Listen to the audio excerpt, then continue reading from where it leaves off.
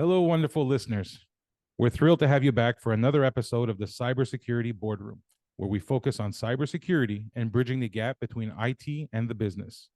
Your continued support means everything to us, and we're grateful for each and every one of you. In today's episode, we're diving into a specific topic that is crucial for every business leader to understand: what non IT executives can expect during a cyber attack, and most importantly, what steps they can take to better prepare and mitigate for costly errors.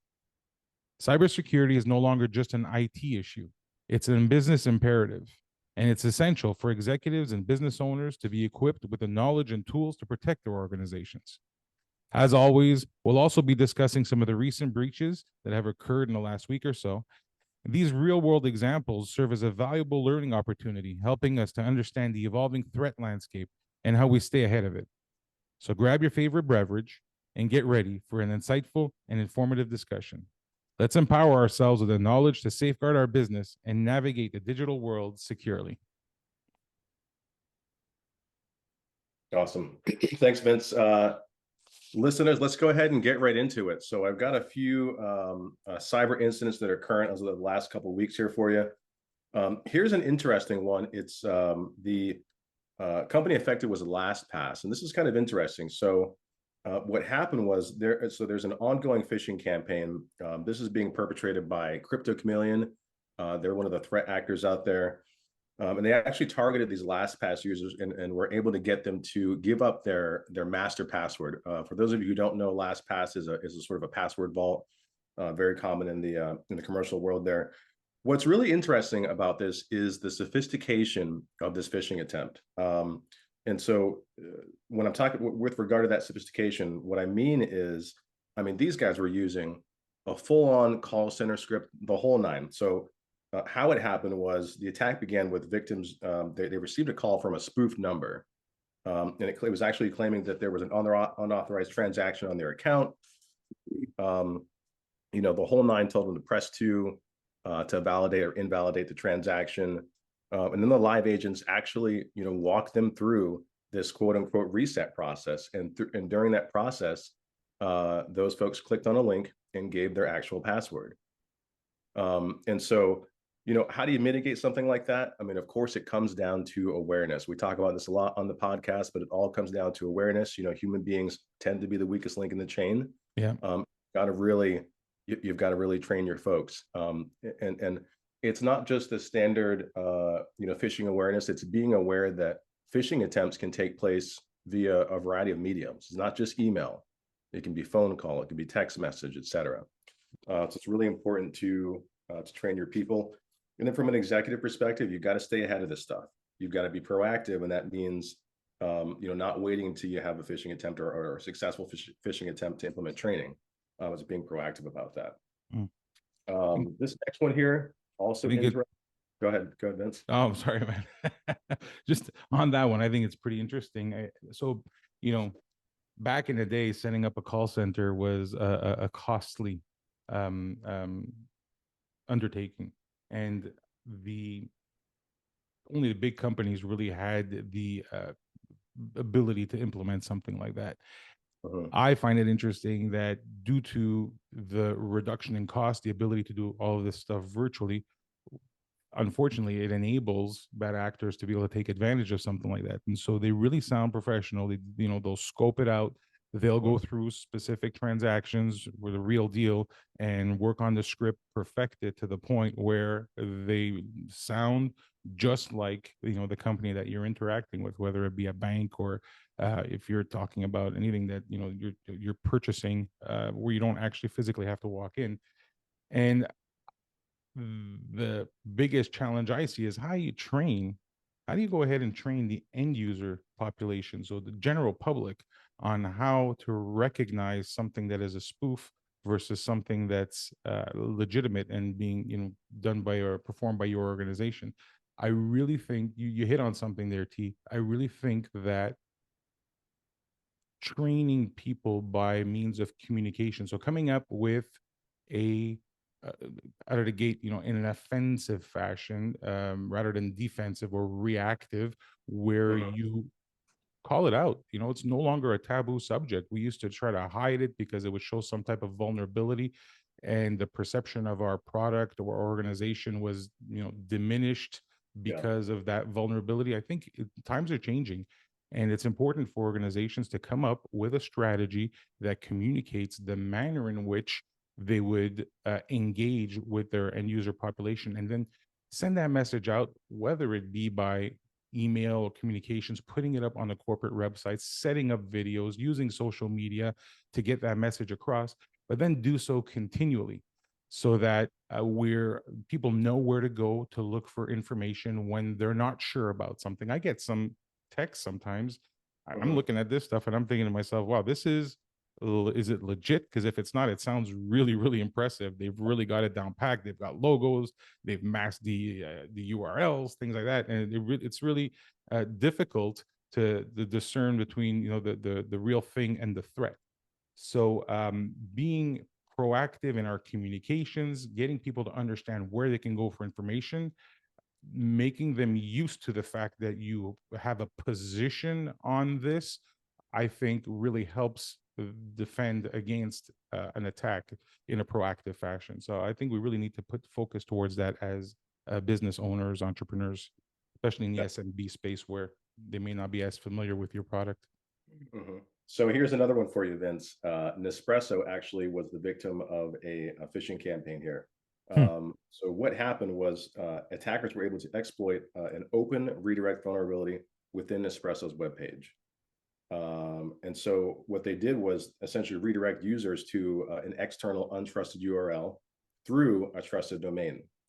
And so essentially what happened was folks would click on a link. The campaign was executed from various sender domains, but basically consistently employed the infected Nespresso URL and Bank of America emails. So they're using some domains that are legitimate. So it looks like it's a real email coming from the actual company, but it is not. And so, phishing has been and continues to be one of the top threat vectors or vulnerability vectors. And it's going to continue to be. And so, as an executive, what do you need to do there? Again, it's sort of the same situation as LastPass.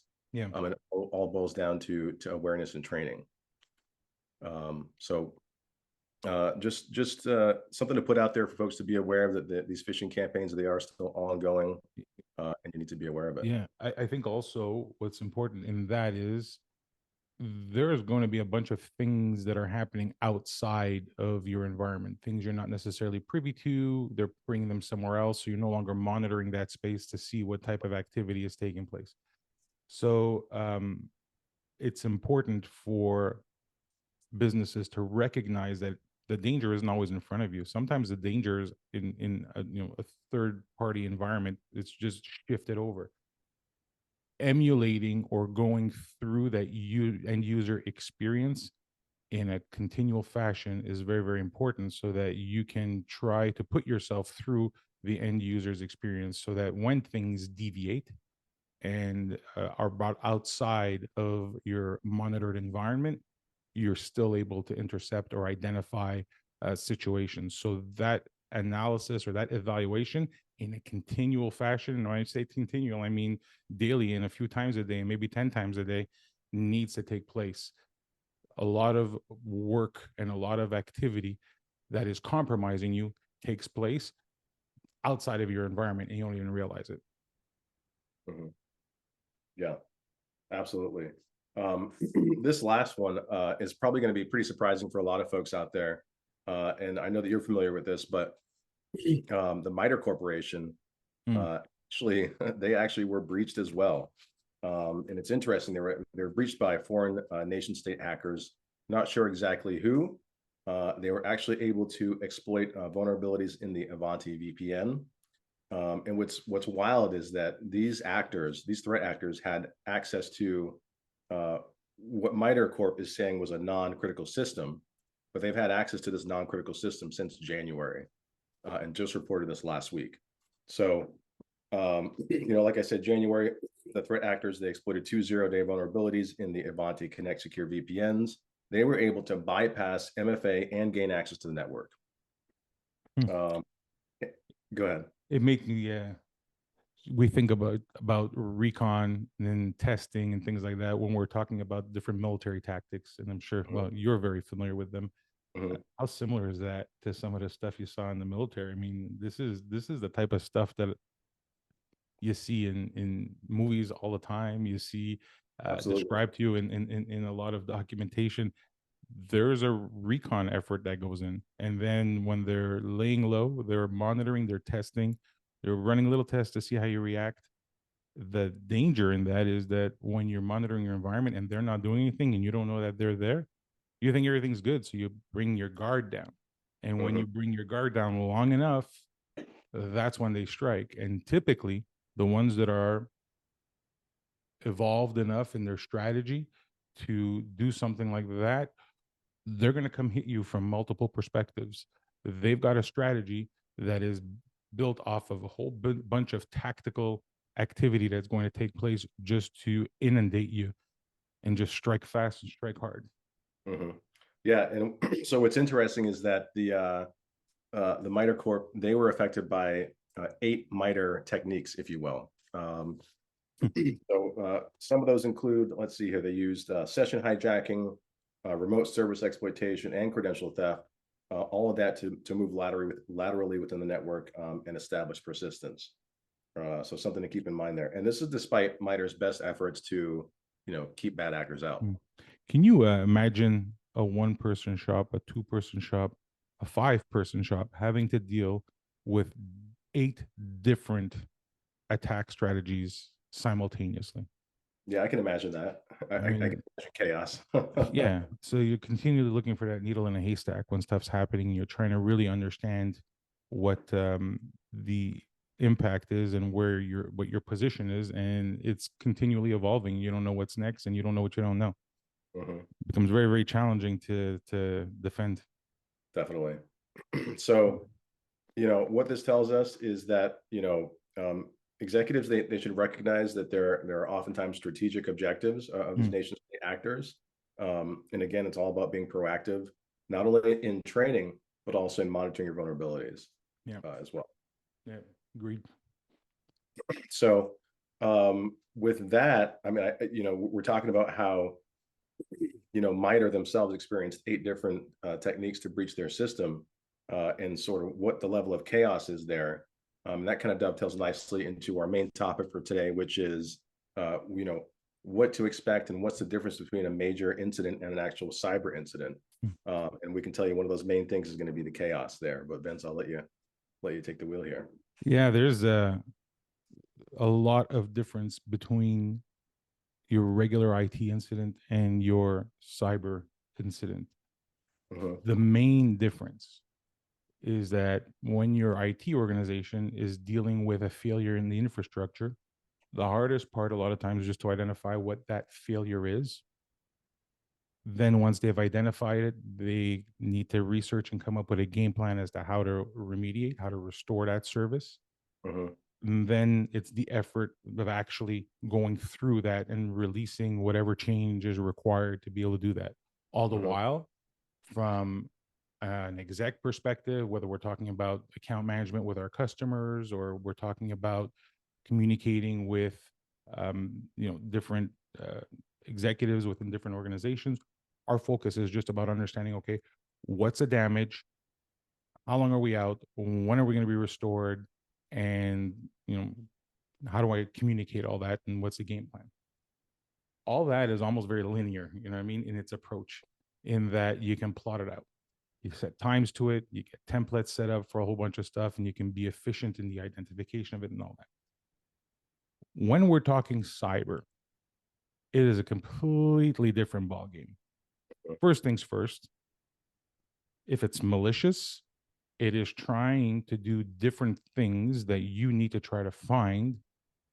And it's like following a needle in a haystack that's completely or continually moving. And Mhm. so it's not just the identification of a failure or a problem. It's the identification of what's happening, how do I know where they are, what are they doing, what's the impact right now, how many are there, how are they hitting you, what's the different strategies.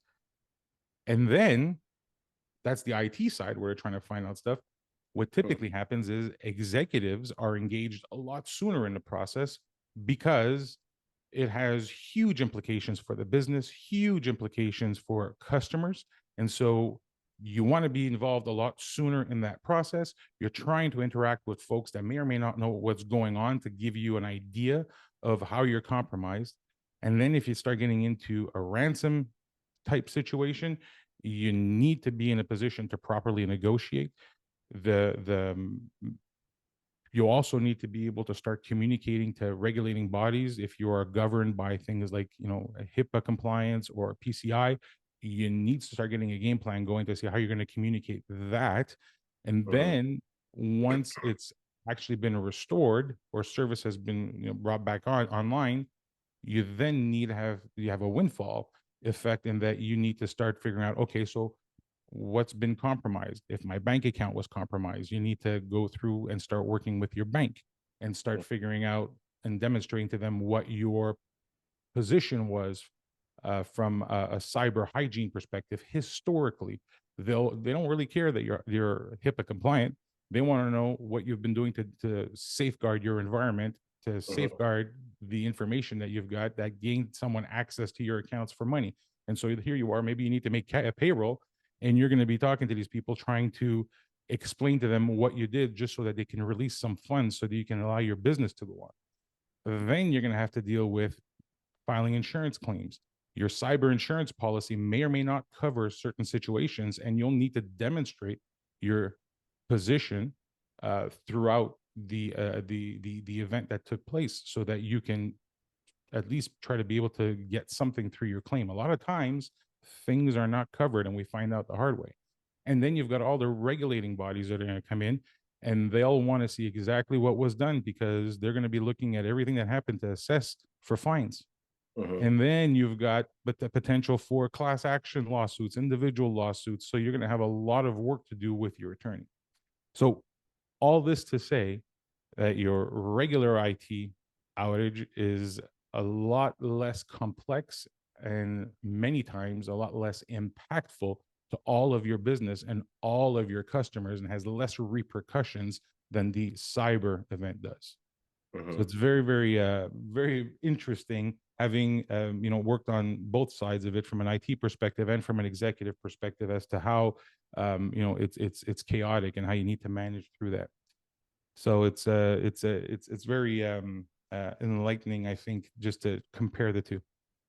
Yeah.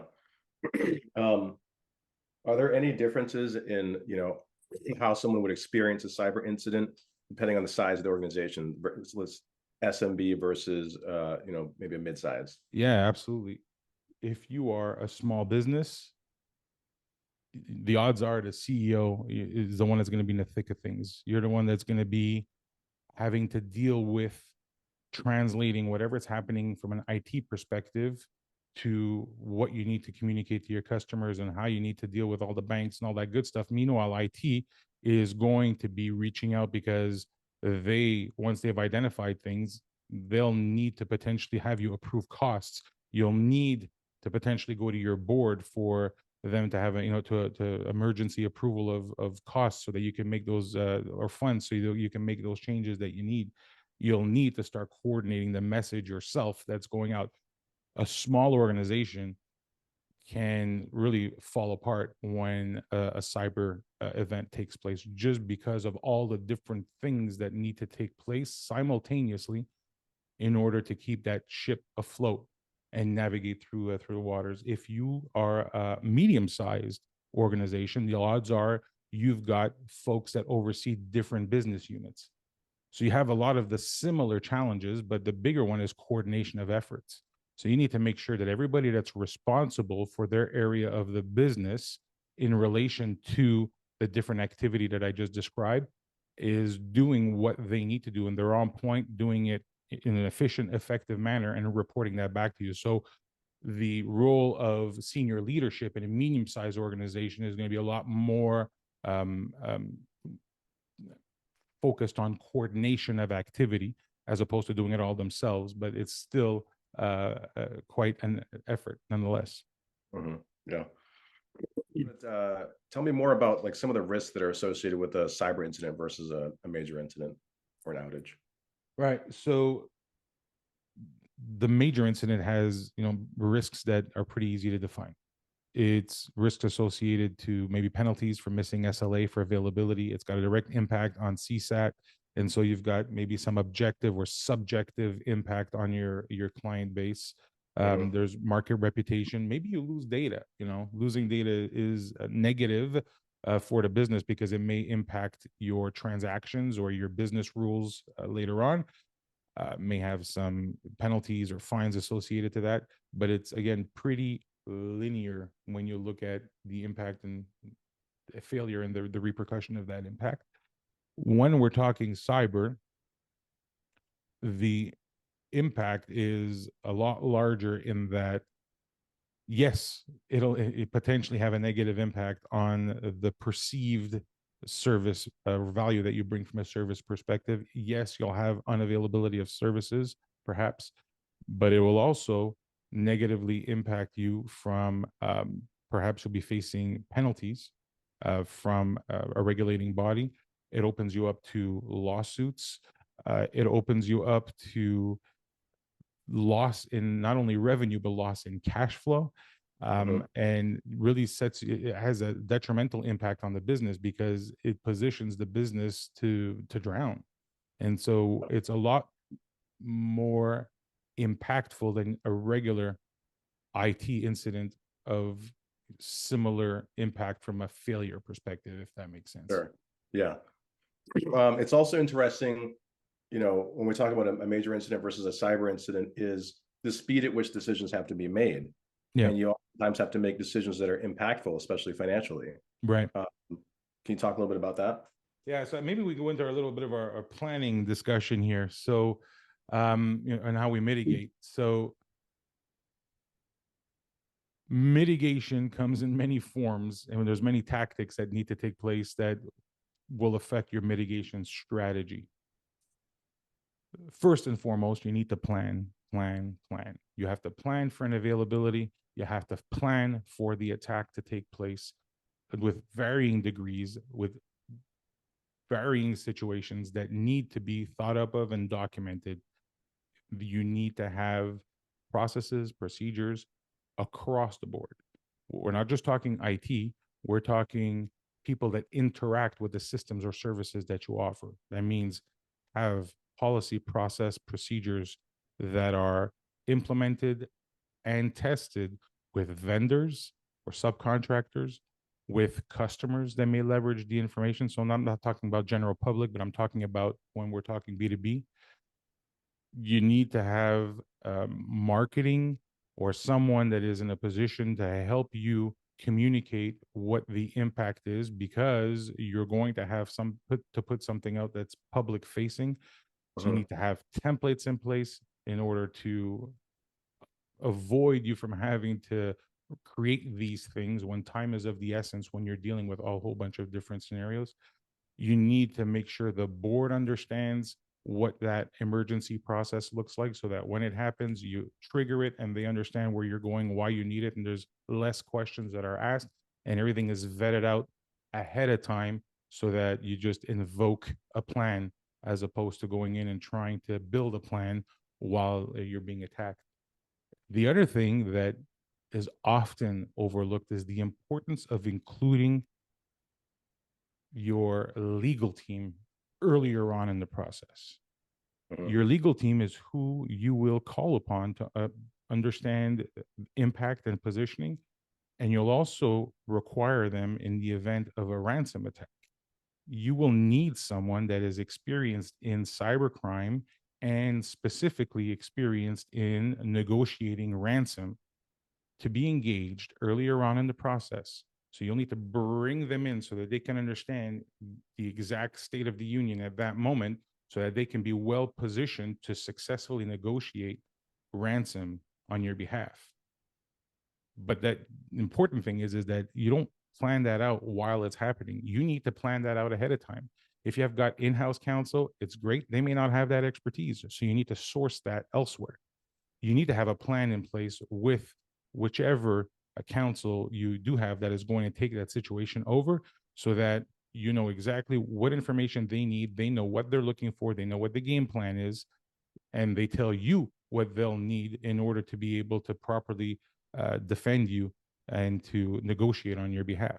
Bringing in legal early on in the process, in the planning phases, and making sure you treat them as one of those business units or one of those areas of your business that needs to be part of that planning and testing phase is absolutely key, and will make you more efficient and more effective as you're navigating through the mess and the turmoil of an aggressive attack. Yeah.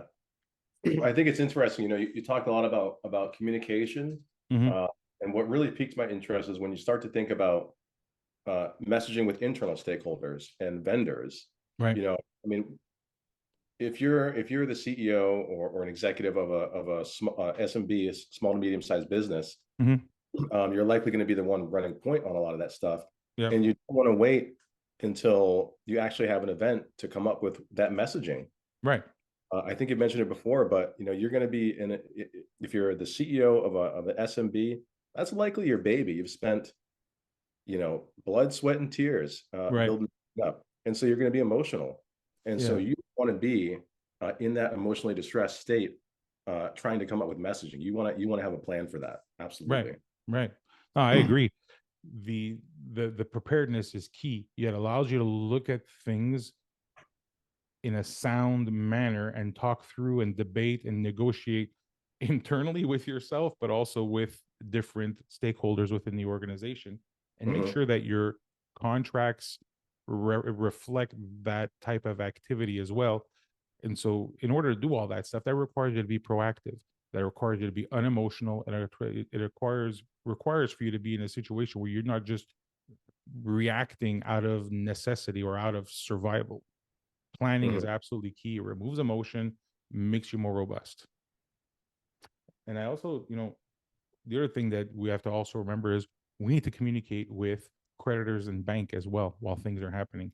There needs to be a plan in place. So I'm not saying you need to coordinate with your bank ahead of time, but it's important to know their policies. It's important to know the process in which you need to engage with them should you be breached, because that activity or the act on your behalf of reporting information before them finding it at the end, or going back to them before that final discussion, where you've identified that you've been compromised and you're trying to recover some of the funds that you've lost, is absolutely key, and it's a great sign of good faith.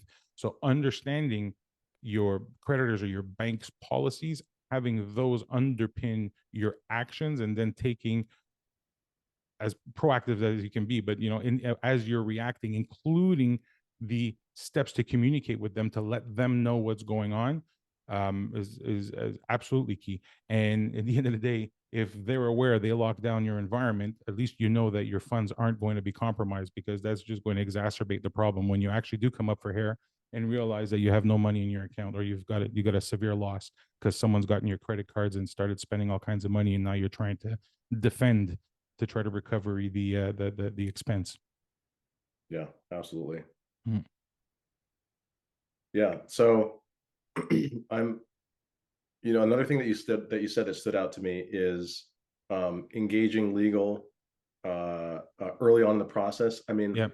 so that doesn't mean just waiting until the event happens to engage legal. Like you said, it means when you start to think about planning, how you might actually react during the situation like this. Mm-hmm. You want to engage with that legal counsel and get them involved. Mm-hmm. A lot of people don't have counsel that's skilled in cyber on retainer, Right. and so that means like just doing your homework there, and not necessarily getting them on retainer, but having options there in terms of counsel. Yeah, and working with law firms that have access to cyber attorneys is absolutely beneficial, so you can have them engaged not only in your reactive processes, but have them engaged in your review of your commercial agreements that you have with customers, to make sure that, especially if you're providing services tied to systems, that you are covered, and have things in place for you to better collaborate with your clients in support of that preparedness, if that makes sense. So it's about getting them engaged in different areas of your business, not just, hey, how do I deal with an attack and what am I going to do? It's how do I make sure that I've got the support of my customers or my third-party vendors, and we build agreements that foster that interaction so that we can make sure that we have something in place for the moment in which, we actually need it. So T, with that, I think it's important that we recap for our audience what some of the heavy hitters are that I wanted to make sure we brought forth. The first one being that cyber breaches bring new challenges. Non-IT executives face unique challenges during a cyber breach, distinct from routine IT failures, including dynamic situations and active exploitation by adversaries. The second is that breach management is multifaceted. Risks during a cyber attack are diverse, ranging from managing upset clients to potential ransom situations. Effective communication and swift decision-making are crucial to mitigate reputational damage and financial losses. The third is comprehensive mitigation strategies. Mitigating risks requires a multifaceted approach, including planning by business function, testing outages, integrating legal teams early, and communicating transparently with clients, vendors, and regulators. The fourth, embracing preparation. You have to prepare. Emotions may influence decisions during a cyber attack, emphasizing the importance of proactive preparation. Small business owners must be hands-on, while medium-sized business focus on coordination among functional owners. And then finally, we've got empowerment through understanding. By understanding the landscape, recognizing risks, and implementing effective mitigation strategies, non-IT executives can navigate the challenges of a cyber attack with confidence, safeguarding their organizations and maintaining business continuity. So T, I want to thank you for joining me once again. I'd like to thank our listeners and our viewers on YouTube as well. We'd like to invite you to subscribe to the podcast on YouTube and engage with us on LinkedIn and Instagram. We want to hear from you. I'd like to hear what you have to say, or if you have any questions. I'd love to bring up a topic or address a concern that especially our non-IT executives have. I'm really trying to help us bridge that gap. T and I are really focused on helping educate folks to really understand some of the nuances especially from a technical perspective as they translate to the needs of an organization from a business point of view. So really want to hear your opinion, really want to hear what you have to say, any questions you may have. Again, a special thanks to our sponsor, Cloud Warriors, for their continued support. Please visit them at cloudwarriors.ai. We hope you found our discussion insightful and empowering. Remember, by understanding the landscape, recognizing risks, and implementing effective mitigation strategies, non-IT executives can navigate the challenges of a cyber attack with confidence. Join us on our next episode, where we'll talk about ROI in cybersecurity and how, as non-IT executive, you can better understand cost avoidance. Until next time, stay safe and stay secure.